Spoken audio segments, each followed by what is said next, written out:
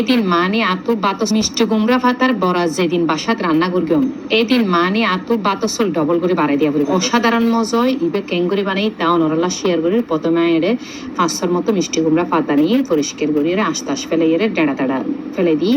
তারপর এড়ে ব্লেন্ড করে নিতে এক মুঠো মসুর ডাল আর এক মুঠো চাউল মানে 10 মিনিট আগে ভিজে রেখি। তারপর এখন ব্লেন্ড করে ব্লেন্ড দিয়ে টানা করে পানি দিই। তারপর এড়ে হলুদের গুঁড়া 1 চামচ, লবণ পরিমাণ মতো, আবার মরিচের গুঁড়া 1 চামচ দিয়ে ভালো করে হাত দিয়ে মাখিয়ে এখন ওই মিষ্টি কুমড়া পাতার মধ্যে লাগাই দিই। এক ফাঁস লাগাই দিই, কিন্তু 2 ফাঁস নয়, এভাবে এক ফাঁস লাগাই। এবার মধ্যে আরোগ্য পাতা দিই, এবার মধ্যেও লাগাই, এবার মধ্যে আরোগ্য পাতা দিই, এবার মধ্যেও লাগাই, মানে এভাবে সিরিয়াল ভাবে আই যে 500 পাতা নিয়ে 500 মধ্যে লাগাই এখন হাত দিয়ে এক পাশে সুন্দর করে এভাবে বড়ি নিও। বড়িয়ে আই এখন ফিন্দে সুতা দিয়ে কানা করে মুসুরি দিই যাতে বাস ন করে। তারপর এখন গরম পানির মধ্যে দিয়ে আই এখন বাপর দিই 5 মিনিট লাগে। তারপর বাপর দিয়ে নামাই এখন সুতাইন কুলি বেড়েই।